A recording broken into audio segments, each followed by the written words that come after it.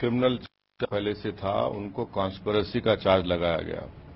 बड़ी अफसोसनाक बात है कि 24-25 साल के बाद सुप्रीम कोर्ट को यह तय करना पड़ा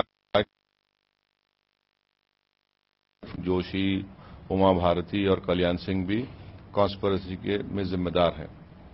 देखिए, सवाल ये पैदा होता है कि अगर सुप्रीम कोर्ट, ये मेरी राय है, अगर कार सेवा की इजाजत नहीं देता तो शायद बाबरी मस्जिद शहीद नहीं होती।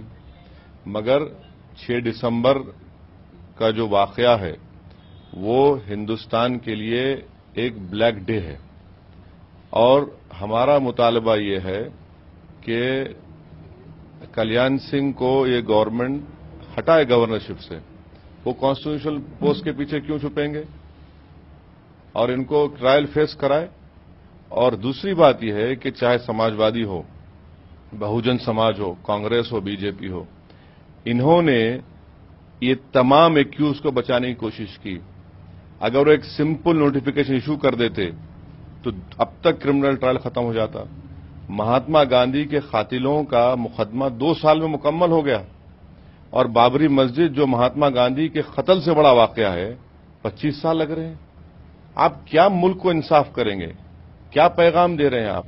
और जो जिनके ऊपर ट्रायल फेस कर रहे हैं, मनोहर जोशी और अडवाणी को पद्म विभूषण देते हैं, आप क्या मैसेज दे रहे हैं। ये रूल ऑफ लॉ है, ये इंसाफ है। और सुप्रीम कोर्ट 24-25 साल के बाद तय करता है।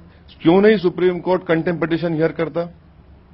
Contempt petition supreme court hear करे और वो भी तो कंटेम्प्ट पिटीशन पेंडिंग है। कल्याण सिंह को सजा 1 दिन की हुई, डेमोलिशन की सजा नहीं हुई। डेमोलिशन का कंटेम्प्ट पिटीशन अब तक पेंडिंग पड़ा हुआ है। तो सुप्रीम कोर्ट से उम्मीद करते हैं कि इंसाफ का तकाजा यह भी है कि सुप्रीम कोर्ट इस कंटेम्प्ट पिटीशन को हियर करे और उन लोगों के खिलाफ भी फैसला ले।